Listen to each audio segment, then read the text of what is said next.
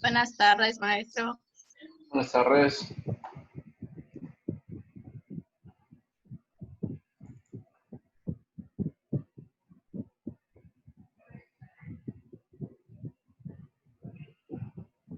Buenas tardes, maestro. ¿Qué tal? Buenas tardes.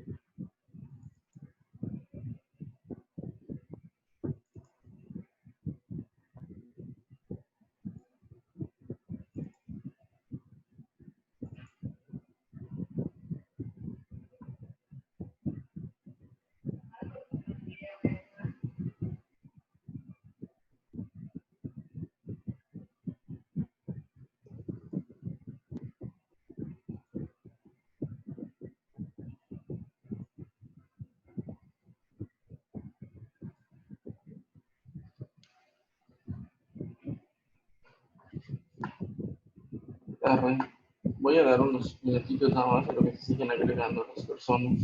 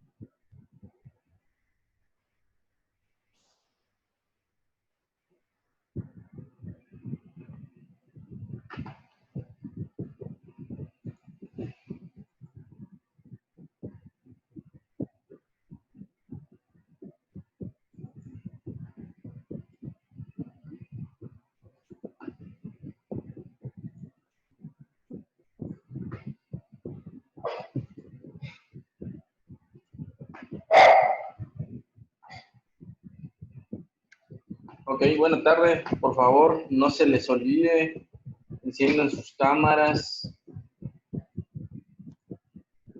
Enciendan sus cámaras, por favor.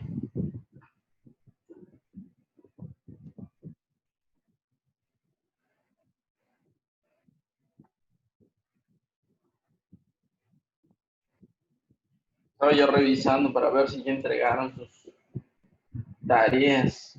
Creo que hay gente que no lo hizo. Hoy había tarea para entregar.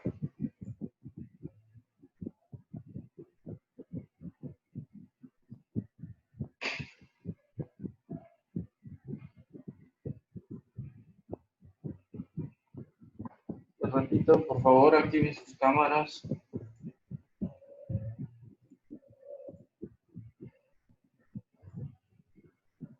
Buenas tardes. ¿Qué tal? Buena tarde. Tengo varias personas que me entregaron el día de hoy.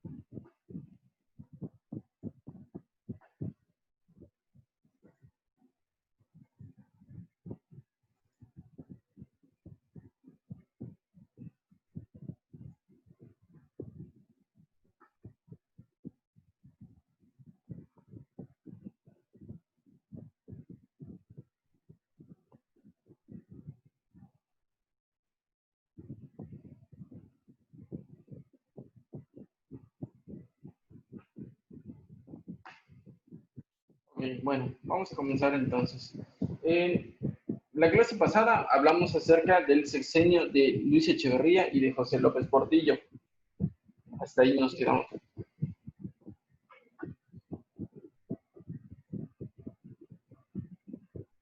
Ok, hay gente que les está sacando el Zoom. Ok, entonces comenzamos con esa parte, con la parte de López Portillo, con la parte de Luis Echeverría. Vamos a continuar con la otra, pero hoy vamos a hacer una lectura. Este archivo ya se lo subí, pero de todas maneras lo voy a tener así a la mano para que ustedes vayan trabajando el día de hoy. Vamos a leerlo, posteriormente vamos a ir analizando los sexenios que están entre el de López Portillo y entre el de Vicente Fox. ¿Ok? Eso es lo que vamos a trabajar el día de hoy. Entonces, voy a compartir mi pantalla, voy a mencionar a una persona. Tienen que estar atentos a la lectura para que vayan participando conforme yo les vaya mencionando. Entonces, nada más pendientes porque vamos a comenzar.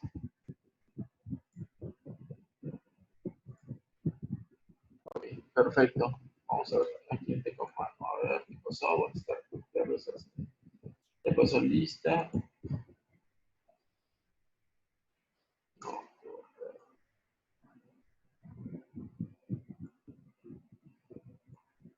Ok, rápidamente, para los que se acaban de reincorporar, porque veo que hay gente que los está sacando el Zoom, no sé qué está pasando hoy. Creo que ya hay varias personas que los fueron sacando. Vamos a hacer hoy una lectura de comprensión y vamos a darle seguimiento. Entonces, conforme yo les vaya mencionando quién sigue, ustedes van tomando, realizando la lectura. Entonces, nada más para que lo tomen en cuenta, presten atención para que puedan realizarlo. Ok, macho test, fallas internacionales que entra su cámara.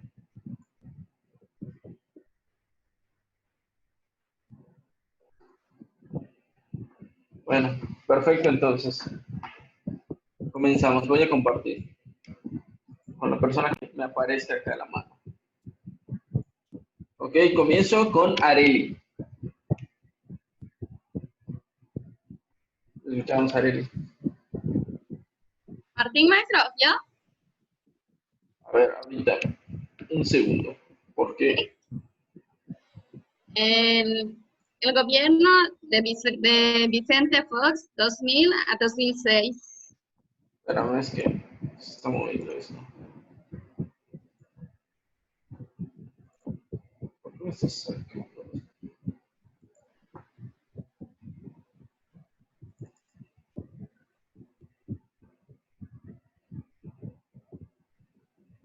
Ok, ahora sí.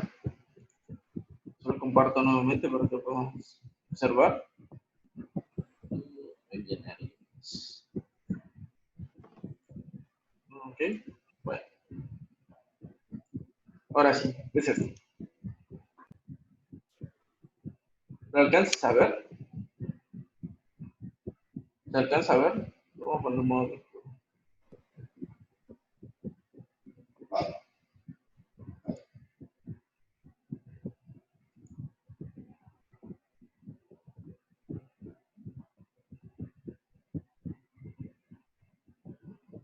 ¿Lo alcanzas a ver, Arely? Sí, maestro. Ok, entonces comenzamos. Pero sí está bien, es esa de políticas educativas. Así es esto. ¿Sí? Políticas educativas y neoliberalismo en México, 1982-2006. Síntesis. Durante los últimos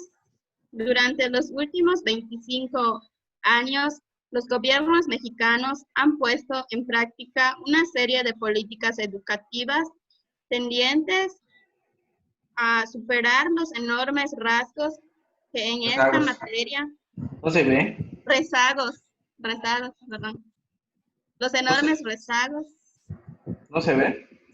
sí se ve, maestra, pero Ay, así está bien. ok. Los enormes rezagos que en esta materia padece una parte muy importante de la población. También se ha tratado de cumplir con la expectativa de transformar la educación para contribuir al bienestar del país y ser un instrumento de justicia social.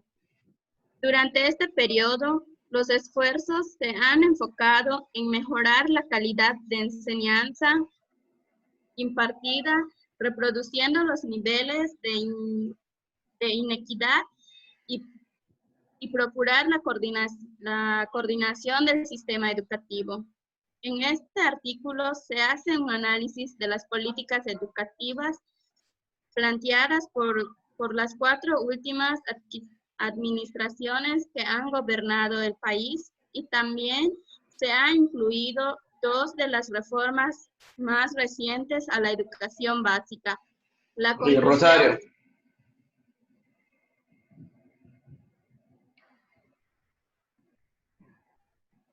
Hay que activar su micrófono, Rosario. La conclusión es que dichas políticas y reformas no han logrado superar las desventajas que en materia educativa padece casi un tercio de la población. La calidad del sistema es aún insatisfactoria. Persisten niveles de inequidad muy considerables y la coordinación es ineficiente. En este sentido, las políticas neoliberales en educación han demostrado su inefectividad para cambiar el estado de cosas imperante desde hace un cuarto de siglo. Palabras clave: política educativa, ajuste estructural, neoliberalismo, México, América Latina. Ok. Voy a bajar. No te lo vayas a quitar a que leerlo en portugués. Cálmate. Ok, bueno.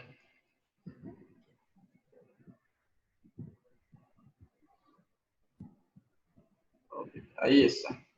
Comenzamos.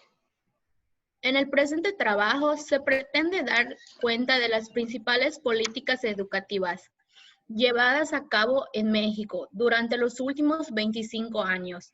Cabe destacar que el contexto en el que las mismas se han llevado a cabo ha sido principalmente uno caracterizado por la existencia de políticas neoliberales en lo económico, las cuales tuvieron su inicio a principios de los años 80 con el llamado ajuste estructural, Esas políticas continuaron a finales de esa década, bajo la denominación de políticas modernizadoras y con algunas variantes, prosiguiendo en los gobiernos posteriores. Sus lineamientos continúan vigentes hasta nuestros días. Es de llamar la atención que en dichas políticas continúen, esencialmente en la misma dirección o a pesar que desde el siglo 2000 dos administraciones de corte político diferente han ocupado el gobierno en México. Ok, Karina.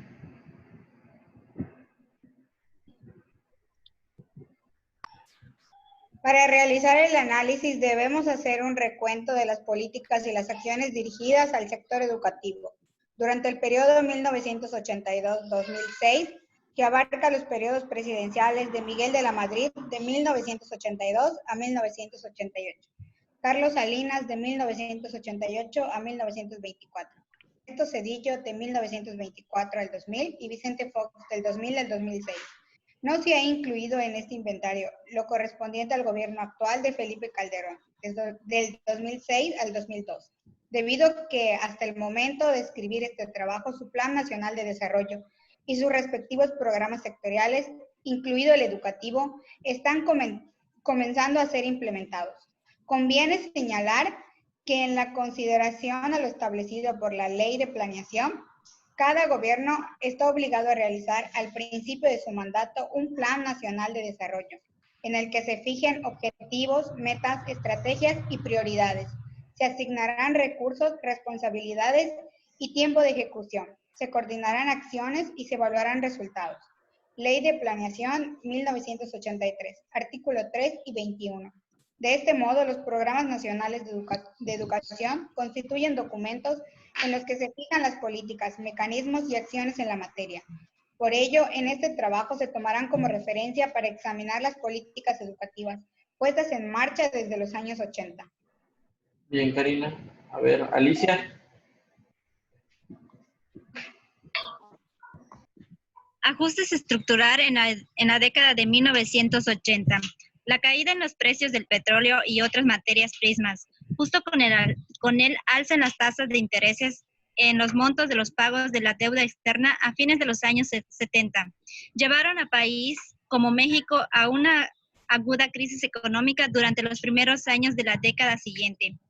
El entonces presidente de la República, Miguel de la Madrid, 1982 y 1988, hizo al principio de su gobierno un llamado urgente a la comunidad financiera internacional para reestructurar los términos y condiciones del servicio de la deuda, su pena de declarar unilateralmente una moratoria de pagos. Su solicitud fue atendida mediante la firma de una carta de intención, supervisada por el Fondo Monetario Internacional y el Banco Mundial. Bien, Alicia. A ver. Yuri.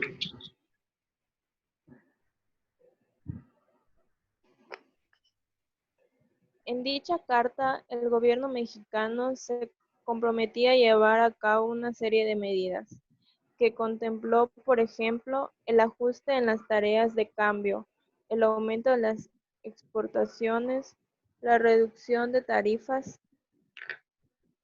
de importación, la disminución del déficit presupuestal, que incluso la venta de varias empresas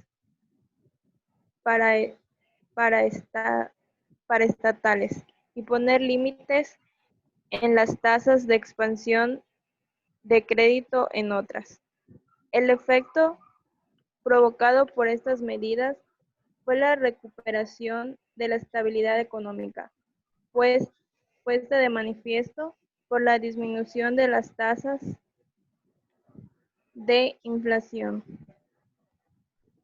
Aumentó en las exportaciones con la consciente ganancia de diversas y la reducción de déficit fiscal, aunque también aparecieron algunos efectos indispensables como el aumento del desempleo, incremento en el ingreso precapital de la población y reducción en el gasto social, afectando principalmente a los presupuestos de salud y educación.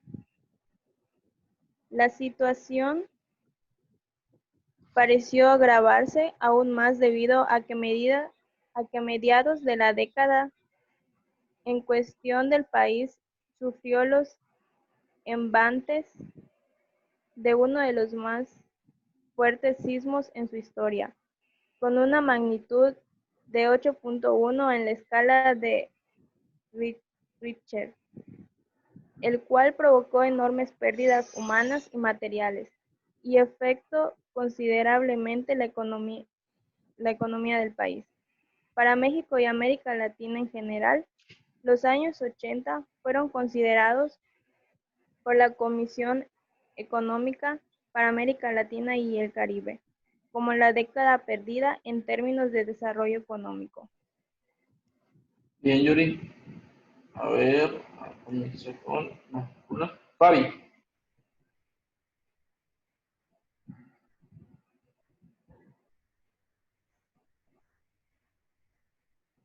Fabi, ¿me oyes? Sí. Vas tú. Lee, por favor. ¿En dónde se quedó? Yo estoy esperando Ay. cartones. A ver, Fabi, no te preocupes. Bueno, sigue escuchando atentamente, por favor. Zaida.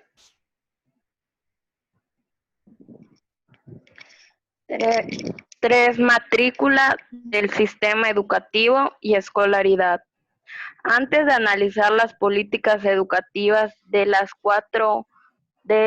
últimas 4 administraciones federales, conviene mencionar que aunque sea de manera muy amplia, algunos indicadores que dan cuenta de la estructura educativa mexicana por nivel y número de alumnos, así como de la escolaridad de la población económicamente activa. Los datos fueron recopilados de un informe reciente del Instituto Nacional para la Evaluación de la Educación, INEA, creado en el 2002. Creado en el 2002. En la tabla 1 se puede apreciar que la matrícula total del sistema educativo mexicano, de poco más de 31 millones de alumnos, es mayor que la de varios países de la región y que ha crecido sensiblemente en el periodo de 1980 al 2006. Asimismo, se puede observar un aumento considerable en los niveles de preescolar y superior, moderado en secundaria y media superior, y una ligera disminución en primaria. Esto se debe a la dinámica demográfica de la población en general. Los jóvenes mayores de 15 años integran el grupo de mayor crecimiento, y al hecho de que hace pocos años se hizo obligatorio el otorgamiento de 3 años en el nivel preescolar. Bien, Zaida. Aquí está la tabla que se menciona, donde hay el aumento de 1980 hasta el 2006, cómo ha aumentado la educación. No sé si lo alcanzan a observar. La educación preescolar en un principio solo tenía esta cantidad, dice 1.071.600 gentes, y en la actualidad tiene 4.452.200 gentes. Entonces, igual en primaria ha habido un aumento no tan significativo con el aspecto preescolar. En secundaria es 3 millones a 5, la verdad sí ha habido un crecimiento. Educación superior de 1 a 3 millones también ha habido un aumento. Y en educación superior ha habido bastante, prácticamente viene siendo el doble. Por lo general, siempre ha sucedido de que en preescolar, en primaria, secundaria, siempre hay un gran número de personas que están inscritas, que trabajan, que están estudiando. a comparación de los niveles altos, que normalmente se va dando una disminución. En algún momento y en alguna época en México no se tenía la cultura de seguir estudiando. En la actualidad, lo mínimo que necesitas es una licenciatura para poder sobrevivir. Lógicamente, antes había gente que estudiaba la secundaria y con eso agarraban y se mantenían. Y así vivía toda su vida. Mándeme, Cristian. Igual había eso de, ¿cómo se llama? De carrera técnica, ¿no? Creo que pasaban de la secundaria y estudiaban como si fuera o sea, si fuera la prepa, el bachiller, algo así, pero se les contaban como carrera técnica, algo por el estilo, y ya, hasta ya Eran los llegaban. Cecatis, creo que eso lo platicamos igual la clase pasada, eran los Cecatis. De hecho, igual está el CONALEP, que el CONALEP no era una prepa como tal, en la actualidad ya es un bachillerato ambivalente, pero el CONALEP en su principio no era esa parte técnica que menciona Cristian. Entonces, antes se daba esa situación que de la secundaria te brincabas a un Cecati, o a veces con la misma secundaria agarraban, y con eso ya, listo, con eso ya puedes ver. No hace muchos años comenzó la exigencia de cuando menos tener la preparatoria para poder laborar, y en la actualidad, si quieres tener cuando menos así como que un trabajo relativamente cómodo, por llamarlo de alguna manera, debes tener una licenciatura. Lógicamente, eso no es garantía de que ganes primero que nada las perlas de la Virgen o tengan lo suficiente para poder tener una solvencia y vivir tu vida tranquila en lo que resta, ¿no? No es tan así. La verdad sí cuesta bastante trabajo. Hay gente con maestría que igual está en la calle pidiendo, todavía solicitando trabajo. Entonces, está bastante complicado. Pero bueno, seguimos. Maestro, Mándeme. es por eso que igual creo que en el gobierno hay mucha gente con preparatoria, ¿no? Porque anteriormente el nivel de estudios aceptable era la preparatoria, ¿no? Exacto. De hecho, en algún momento había personas que son docentes antes que tenían solo la secundaria. Y en la actualidad hay muchos, bueno, los que conocen Grupo de Viernes, que la mayoría son docentes que llevan toda una vida dentro del sistema. Pero lógicamente ahora se les está pidiendo que deben tener mínimo la formación o la licenciatura para poder estar al frente del trabajo que desempeñan. Pero es gente que lleva toda una vida realizándolo. ¿Me explico? O sea, tienen toda la experiencia del mundo. Y, lógicamente, solo les hace falta, ¿qué? Un papel que los acredite como personas, como docentes. ¿Quién me habló? Creo que era Gerardo. A ver. ¿Qué pasó? Con respecto a lo que estaba mencionando usted, de que, por ejemplo, ahora estudias una carrera y no es garantía de que puede ir bien también. Pienso que también influye mucho el tipo de carrera, porque hay carreras que tienen más demanda que otras. Por ejemplo, si tú vas en caso, los que estaban en mecánica industrial eran muy poquitos. O sea, en toda la tecnología, solo son esas más donde empezamos, y si te vas por ejemplo en ingeniería ambiental, tenían creo que 6 o 7 exámenes. Entonces, influye mucho, creo, el tipo de carrera que tú decidas. Ok, Gerardo, no te alcancé a escuchar todo porque como que se corta, como que no sé si es mi internet o todos lo escucharon bien. O estaba como fallando, ¿no? Ok. Estaba fallando. A ver, bueno, dentro de lo poco que escuché, creo que hablas acerca de la formación y que depende de la carrera. Si es que todos, o sea, el aumento o la disminución, algo así me pareció. Sí, porque hay carreras que tienen más demandas que otras. Ok, sí, va por allá lo que me estabas mencionando. Tienes toda la razón. Yo en algún momento, en un pasado oscuro, estuve en el tecnológico. Yo estuve en el tecnológico un año y lo que mencionas, dependiendo de la demanda de la carrera. Una vez un compañero me decía que yo dónde puedo encontrar trabajo. Y le digo, ¿cuántos doctores conoces? Le digo, un montón. Y le digo, ¿cuántos ingenieros mecánicos conoces? A ninguno. Y había pensado, es diferente la demanda.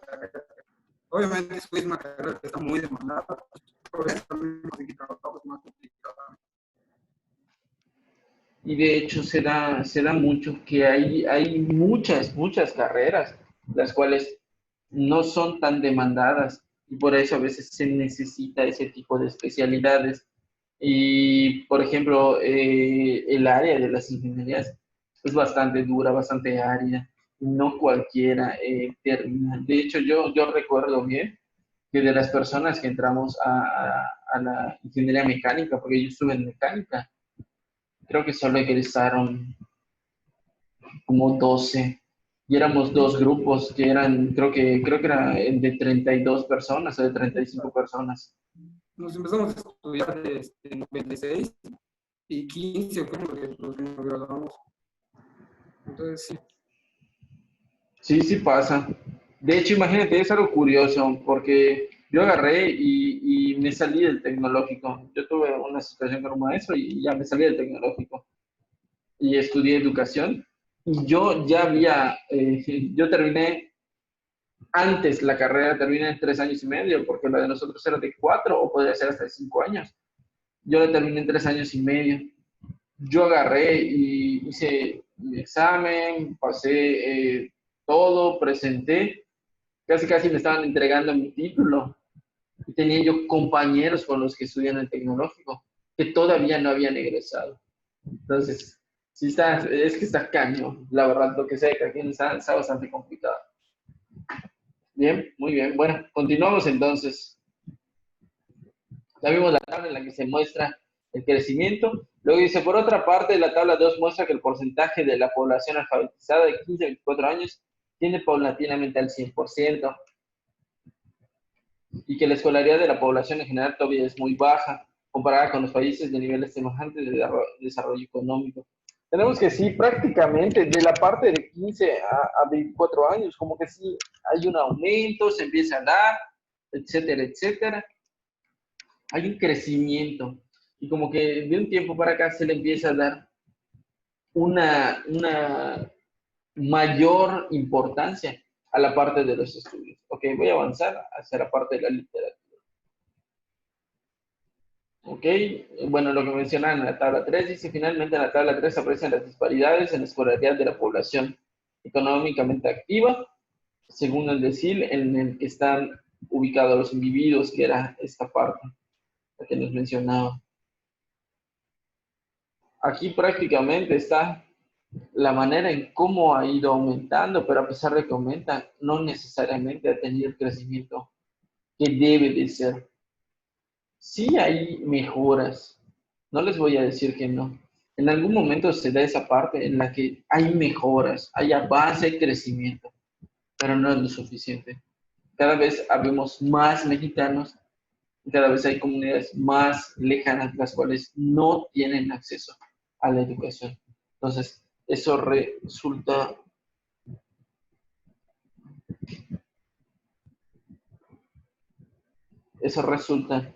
dependiendo la parte en la que tienden. Sí. Ok, bueno, continúo entonces. A ver, ¿quién tengo en el camino? Melissa.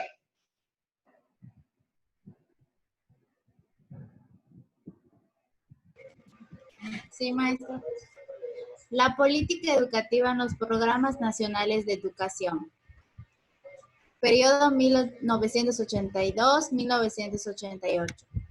El Plan Nacional de Desarrollo PND, propuesto durante la administración de Miguel de la Madrid 1982-1988, establecía para el sector educativo 3 propósitos principales: promover el desarrollo integral del individuo y de la sociedad mexicana, ampliar el acceso de todos los mexicanos a las oportunidades educativas, culturales, deportivas y de recreación, y mejorar la prestación de los servicios en estas áreas.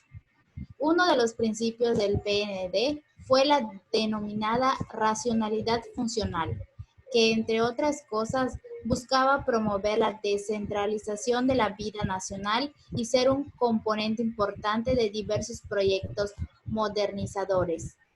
Pretendía también servir como un nuevo instrumento de asignación y distribución de recursos en el corto y mediano plazos. Poder Ejecutivo Federal, 1983. Bien. A ver, Fátima.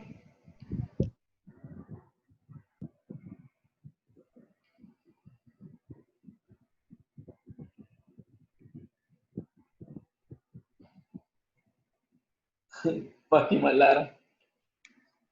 Pero te estás avisando que va a leer, que no van a empezar a gritar también. No, es que hay dos Fátimas, por eso no sabía. Ah, ok. La descentralización era una propuesta que aspiraba a incluir toda la vida nacional. Se trataba de un proyecto global que abarcaría todos los sectores, que impulsaría el desarrollo y permitiría la consolidación de los municipios con la promesa de una reforma fiscal que hiciera posible una mejor distribución de los recursos entre los tres niveles de gobierno: federación, estados y municipios.